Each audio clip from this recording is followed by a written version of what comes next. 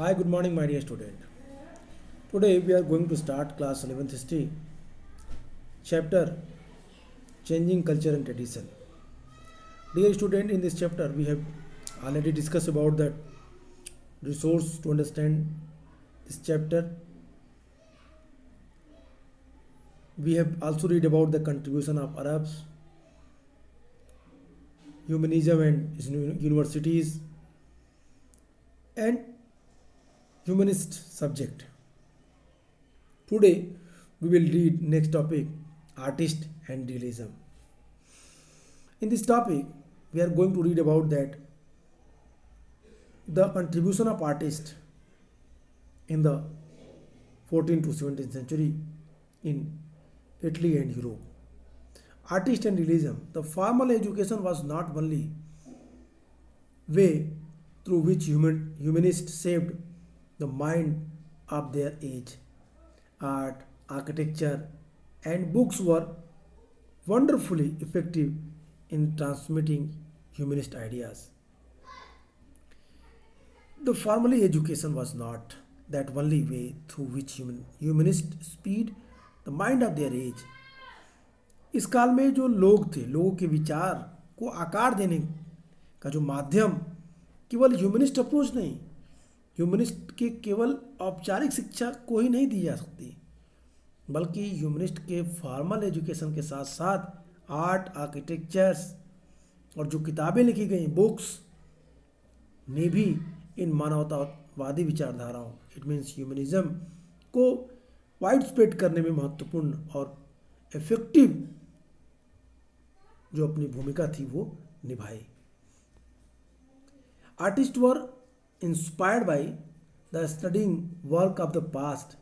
The material remains of Roman culture was sought with as much the excitement as ancient text. 1,000 years after the fall of Rome, fragments of art were discovered in the ruins of ancient Rome and other deserted cities. Their administration for the figure of perfectly pro- proportioned men and women sculptured so many centuries ago made Italian sculptors want to continue their traditions. In 1460, Dantello, 1386 to 1460, broke new ground with his life status. Artists were inspired by the studying work of the past.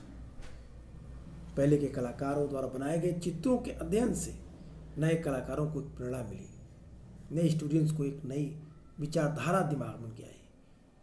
Roman संस्कृति के भौतिक अवशेषों जो remains थे कि उतनी ही उत्सुकता के साथ खोज की गई जितना कि अतीत के प्राचीन ग्रंथों की. दे minutely observed about that the remains of the Roman cultures much excitement as ancient text. 1,000 years after the fall of Roman, fragmented of art were discovered in the ruins of ancient Rome and other deserted cities. Their administration for the figure of the perfectly proportioned men and women sculpted so many centuries ago. जो ये रोम साम्राज्य के पतन के 1,000 साल बाद भी प्राचीन रोम और उनके जो उजाड़ नगर के खंडहर में जो कलाकृतियाँ थी, जो कलात्मक वस्तुएं मिली, उनसे कलाकारों को बहुत प्रेरणा मिली. कलाकार, painters, artist, they were much impressed having seen the cultural development, the sculptural development during ancient Rome. They were curious to understand about that. वो जानने के लिए उत्सुक रहते थे.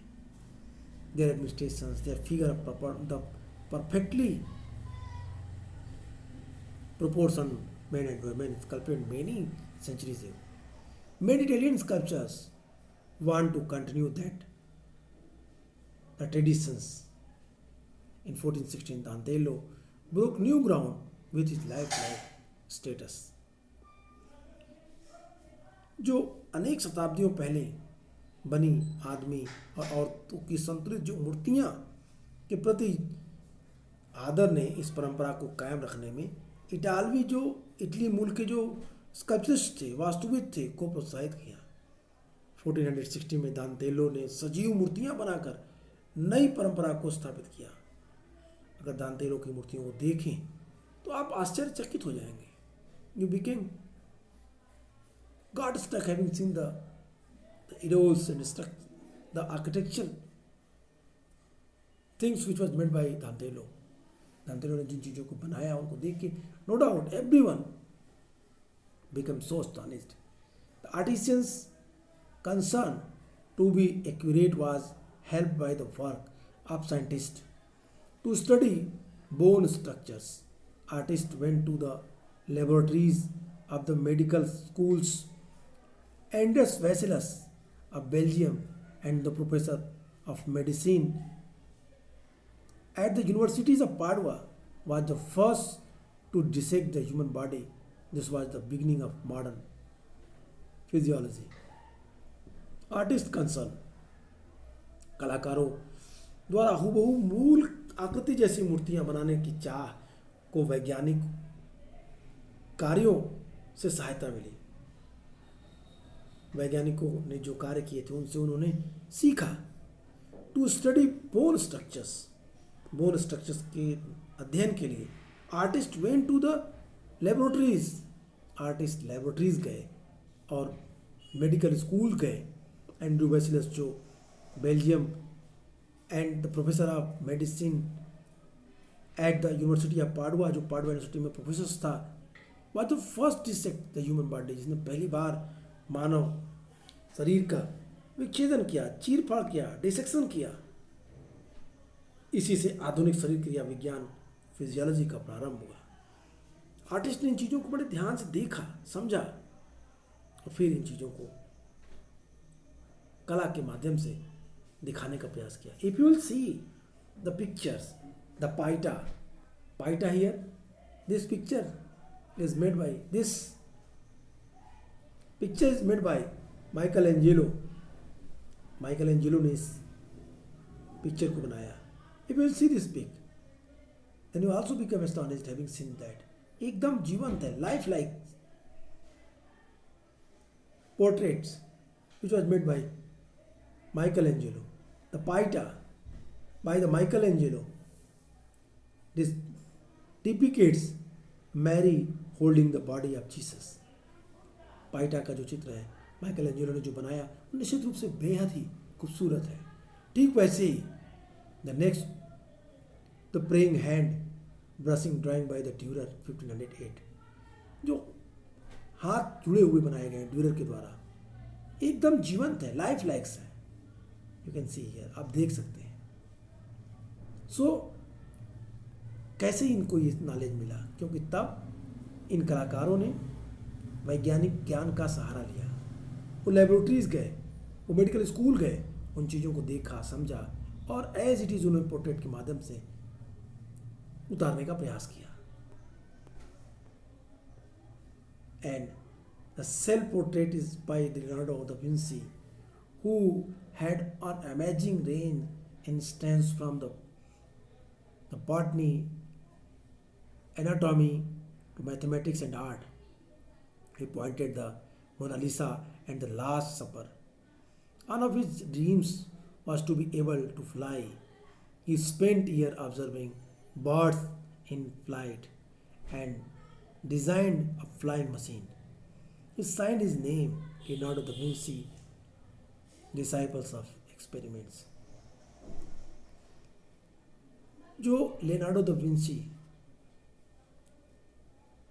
1452 टू 1519 का एक महान कलाकार, जिसने आश्चर्यजनक अभिरुचि जो उसकी थी वनस्पति विज्ञान बॉटनी में थी, फिजियोलॉजी में थी, मेडिसिन में थी, मैथमेटिक्स में थी, आर्ट में थी। उन्होंने ऐसा माना, उन्होंने जिसने मोनालिसा और लास्ट सपर के चित्रों की रचना की थी, उनका एक ड्रीम था कि वो पक्षियों की तरह आकाश में उड़ सके। उन्होंने फ्लाइंग मशीन के चित्र भी बनाए, उस पर अपने सिग्नेचर लियोनार्डो दा विंसी को उन्होंने उस पर किया है। और ये एक नई सोच थी उस समय की, आकाश में उड़ने की, जहाज के निर्माण की। उसके लिए लोगों को उनकी ये सोच प्रमोट करती है और कालांतर में एरोप्लेन्स बने। The painters did not have older works to use as a model, but they like sculptures painted as, realistically as possible. They found that a knowledge of geometry helped them understand the perspective, and that by nothing that changing quality of light. Their pictures acquired a three-dimensional quality. The use of oil as medium for painting also gave the greater richness of color to paintings than before. In the colors and design of the costumes in many paintings, there is evidence of the influence of Chinese and Persian art made available to them by the Mongols. चित्रकारों के लिए जो नमूने के तौर पे प्राचीन कृतियां नहीं थी, लेकिन मूर्तिकारों की तरह उन्होंने यथार्थ चित्र बनाने की कोशिश की। उन्हें ये मालूम हो गया कि ज्योमेट्री से, उन्हें ये भी मालूम था कि जो कलाकार ज्योमेट्री के साथ साथ जो पेंटिंग्स हैं के लिए, जो पेंटिंग्स के लिए their pictures acquired that the nothing changing equality of light, the picture required the three dimensional quality. त्रिविमी चित्र, थ्री डायमेंशनल क्वालिटी, 3D चित्र भी उन्होंने बनाए। उन्होंने चित्रों में त्रिआयामी, 3 डायमेंशनल रूप दिया। जो पेंटिंग्स थी के लिए तेल चित्र के माध्यम का रूप का प्रयोग किया। चित्रों की पुराने जो पेंटिंग्स थी उनकी तुलना में अधिक रंगीन और चटक बनाया, कलरफुल किया, अधिक अट्रैक्टिव बनाया। और फिर उनके अनेक चित्रों में दिखाए गए जो ड्रेस डिजाइनिंग है और उनके में जो कलर्स हैं, उनको यदि आप ध्यान से देखें तो you can easily understand that these were influenced by Chinese and Persian art and paintings. Persian art और पेंटिंग्स से वो प्रभावित हैं, जो उन्हें मंगोलों से मिली होगी। जब मंगोलों ने उनके राज को जीता होगा या मंगोलों से उनके इंट्रैक्शंस हुए होंगे, तो उन्होंने उन चित्रों को, उन कला को, उनको बनाने की तकनीक को, उनके उनके पेंटिंग्स मेथड्स को, कलर्स को अडॉप्ट किया होगा। ये महत्वपूर्ण है। I have already inform you कि इटली में दोनों कल्चर एक साथ चली थी, क्रिश्चियनिटी की भी और इस्लाम की भी, और दोनों के मिले जुले स्वरूप से revival of the Italian city was developed. एक नए पुनर्निर्माण हुआ, नया विकास हुआ इटली का। Thus, the anatomy, geometry, physics, as well as the strong sense of what was beautiful, gave a new quality of Italian art, which was to be called the realism, and which continued till the 19th century. Thus, anatomy, geometry, physics, as well as a strong sense of what was the beautiful, gave a new quality to Italian art, which was to be called the realism, and which continued till the 19th century.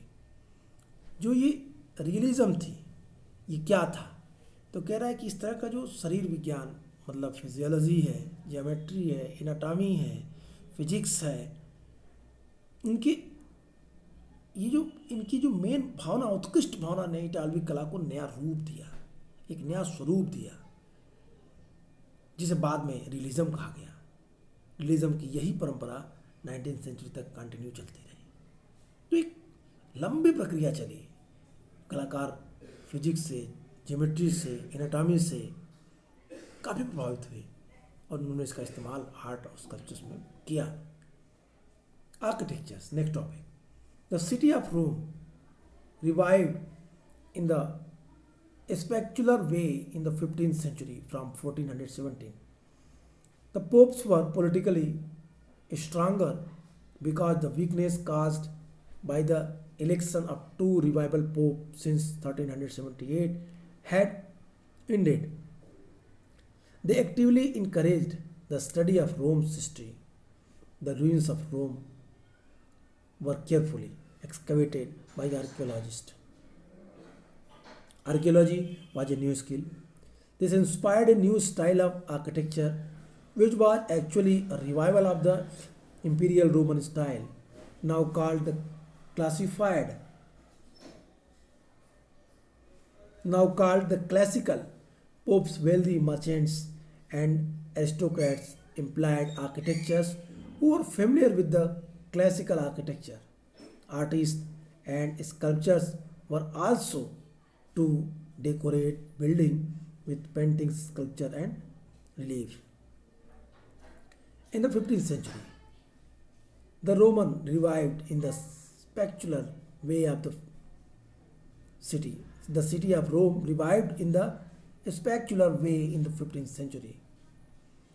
15वीं सदी में रोम नगर भव्य रूप से पुनर्जीवित हो उठा, एक नए तरीके से विकसित हो गया, पुनर्जीवित हो गया. From 14 to 17, Pope were politically stronger because the weakness caused by the election of two revival popes since 1378 and had ended. 1417 में पोप राजनीतिक दृष्टि से शक्तिशाली हो गए, पावरफुल हो गए, क्योंकि 1378 में दो जो प्रतिस्पर्धी पोप के निर्वाचित से जन्मी जो दुर्बलता थी, जो कमी, जो ताकत में कमी आई, उसका अंत हो गया था. उन्होंने रोम के इतिहास के अध्ययन को एक सक्रिय रूप से प्रोत्साहित किया. It means author want to inform you कि 15th सेंचुरी में रोम नगर जो भव्य रूप से पुनर्जीवित हो गया था, 1417 से पोप राजनीतिक दृष्टि से शक्तिशाली बन गए, क्योंकि 1378 से जो प्रतिस्पर्धी पोप निर्वाचन से जो उनमें कमी आई थी वो दूर हो गया था. पोप ने रोम के इतिहास के अध्ययन को सक्रिय रूप से प्रोत्साहित किया. पोप पुरातत्वविद द्वारा रोम के अवशेषों को सावधानी से एक्सकवेट किया गया और फिर उन्हें वास्तुकला की एक नई शैली को प्रोत्साहित करने का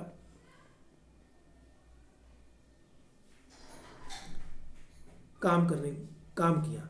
पोप ने पुरानी क्लासिकल शैली, जो पुरानी रोमन कला थी, उसको एक नए तरीके से क्लासिकल मेथड से डेवलप करने का प्रयास किया. अब ये जो डेवलपमेंट हो रहे थे, वास्तव में रोम साम्राज्य कालीन शैली का पुनरुद्धार थी, जिसमें जो क्लासिकल मेथड्स थे उसको एक क्लासिकल मेथड कहा गया. जो डेवलपमेंट हुआ था पुराने स्टाइल्स को एक नए स्वरूप में बनाने का जो काम था, now called classical. Popes, wealthy merchants and aristocrats employed architecture who were familiar with the classical architecture. Pope के साथ साथ मर्चेंट्स, आरिस्टोक्रेट्स जो वहाँ पे अधिकारी थे, उन लोगों ने बहुत सारे आर्किटेक्ट्स को अपॉइंट किया जो ये क्लासिकल आर्ट्स को जानते थे, आर्ट और आर्किटेक्चर्स को जानते थे, जिसको उसमें निष्णात थे, निपुण थे, एक्सपर्ट थे. ऐसे लोगों को पोप ने, बड़े व्यापारियों ने, वहाँ के कर्मचारियों ने, अधिकारियों ने अपॉइंट किया. चित्रकारों और शिल्पकारों ने भवनों को वास्तुकला से परिचित थे.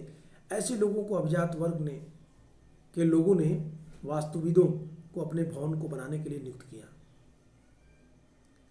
इन चित्रकारों और शिल्पकारों ने भवनों को लेप चित्र, पेंटिंग्स, ऑयल पेंटिंग्स के माध्यम से, मूर्तियों के माध्यम से, उभरे हुए चित्रों से भी सुसज्जित किया. Artist and sculptures were also decorate buildings with paintings, sculptures and reliefs. इन कलाकारों को प्रश्रय प्रदान किया पोप ने. बड़े व्यापारियों ने, वहाँ के राजकीय सेवा में लगे अधिकारी और कर्मचारियों ने अपने घरों को बनवाने के लिए ऐसे वास्तुविदों को अपॉइंट किया और ऐसे वास्तुविदों ने न्यू क्लासिकल मेथड से उनके घरों का निर्माण किया भव्य रूप से, एक नए तरीके से. और इनके निर्माण से क्या हुआ था? Rome revived a spectacular way in the 15th century. एक बार फिर 15th सेंचुरी में रोम इनके निर्माण से ही पुनर्जीवित हो गया. Some individuals were skilled equally as painters, sculptures and architects. The most impressive example is Michael Angelo Barnotti. बहुत सारे लोग थे इन कलाकारों में जो एक साथ कई विधा में निपुण थे, कई सारे विद्याओं में एक्सपर्ट थे। इस काल में कुछ ऐसे भी लोग हुए जो कुशल चित्रकार, मूर्तिकार, वास्तुकार सभी कुछ थे। इसका सबसे अच्छा उदाहरण है Michael Angelo बुआनारोत्ती।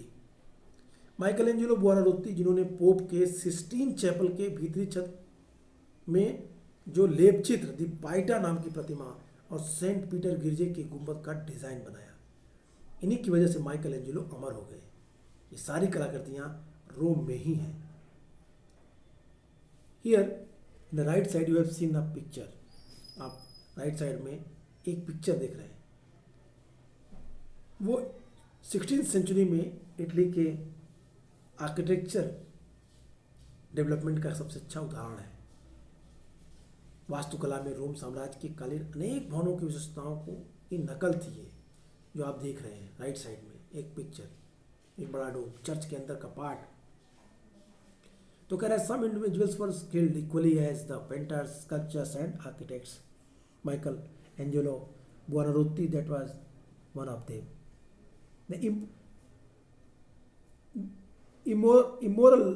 Immortalized by the ceilings, a paintings of the Pope in the Sistine Chapel, the sculpture called the Pieta, and his design of the dome of the St. Peter's Church. All in the Roman Filippo Brunelleschi, the architect who designed the sculpture, the Duomo of the Florence, had started his career as a sculptor. वास्तुकार Flippo ब्रुनलेसी ने भी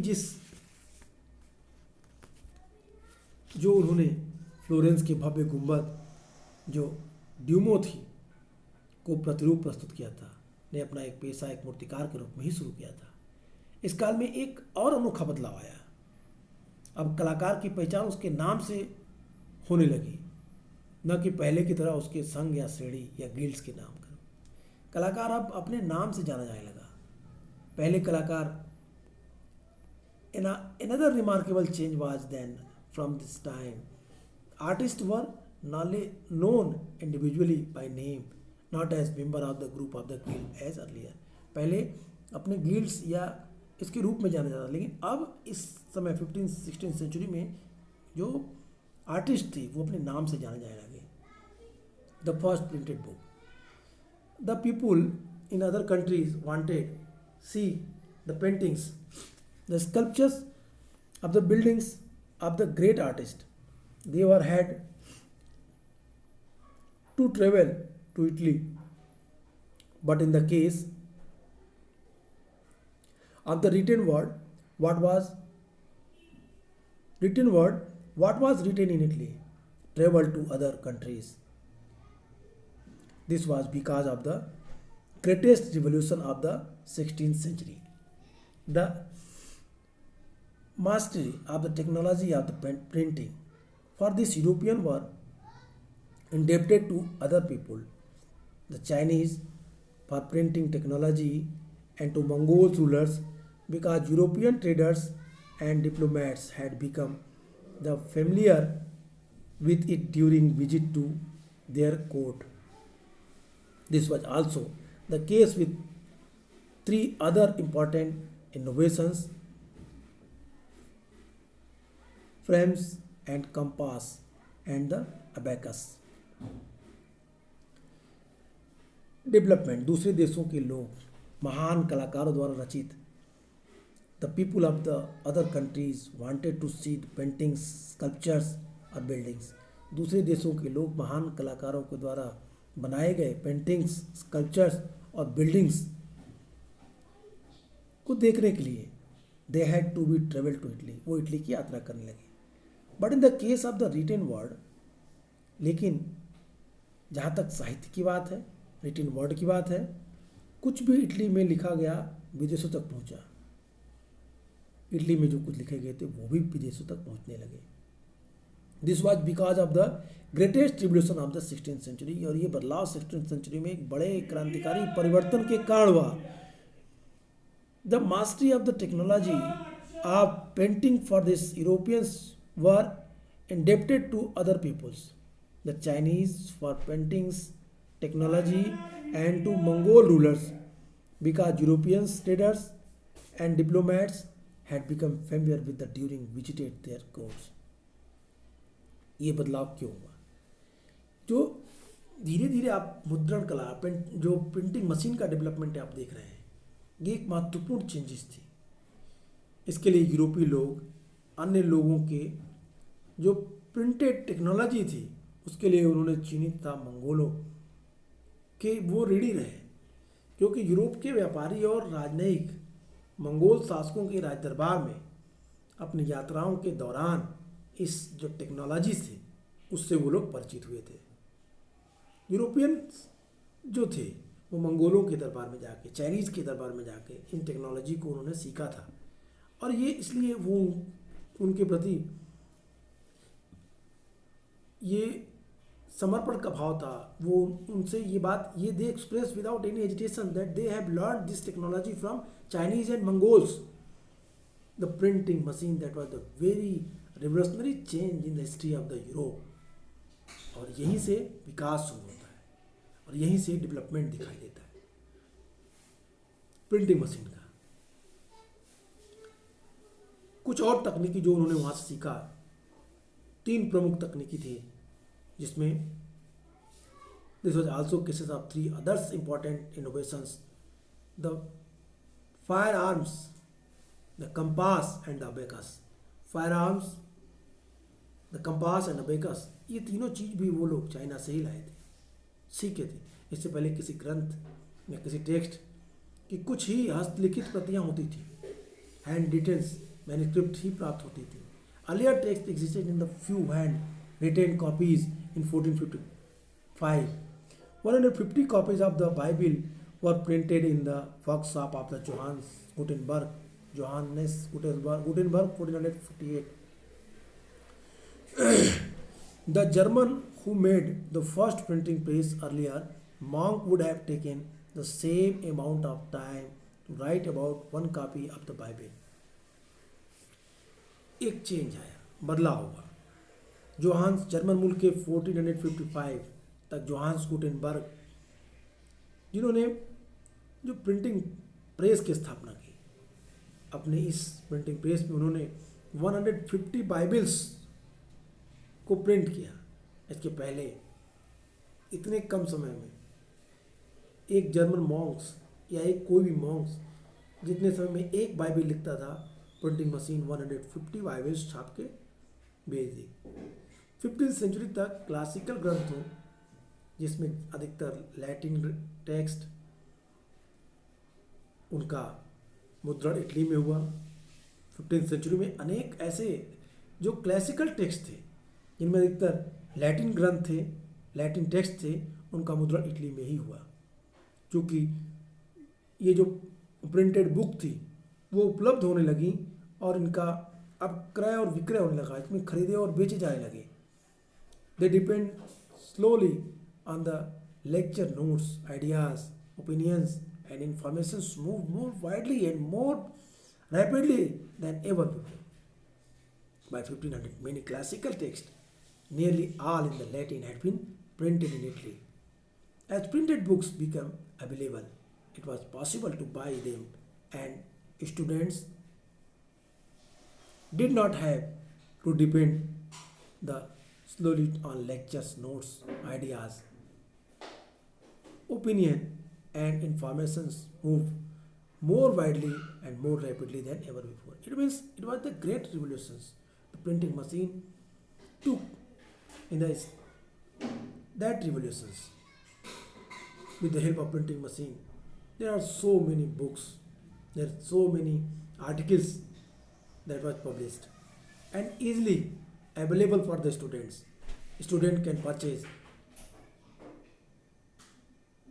That's why the ideas, the lectures, the articles, the books widely spread on over whole Europe. Ideas, opinions, and informations moved more widely and more rapidly than ever before. A printed book promoting new ideas could quickly reach the hundred of the readers. This also made it possible for individuals to read books since it was possible to buy copies for oneself. This developed the reading habits among people. जो ये बदलाव हुआ, अब ये जो लोगों के अंदर, जो स्टूडेंट्स को आसानी से किताबें मिलने लगी, आर्टिकल्स मिलने लगे, लेक्चर्स के नोट्स मिलने लगे, अब ये जो आइडिया आए, जो ये कॉन्सेप्ट आए, जो ये नॉलेज, जो इन्फॉर्मेशंस आई, पहले के बच्चा तेज़ी से फैल सकते थे। नए विचारों को बढ़ावा देने वाली एक जो प्रिंटेड बुक थी, जो कई सारे रीडर्स के पास आसानी से पहुंच सकती थी, अब रीडर्स कहीं दूर दराज एकांत में बैठ के पुस्तकों को पढ़ सकता था, क्योंकि वह उन्हें बाजार से खरीद सकता था और इससे लोगों में पढ़ने की आदत का भी विकास हुआ।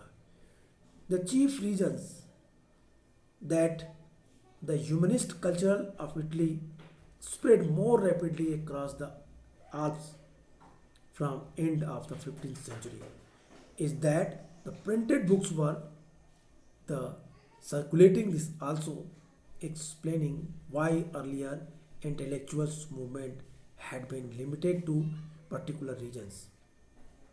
The chief regions, जो 15th सेंचुरी में जो सबसे महत्वपूर्ण कारण थे वो ये था कि अब इटली की जो ह्यूमनिस्ट कल्चर थी वो आल्प्स के पार भी, आल्प्स के बियॉन्ड भी जा कर के फैल रही थी।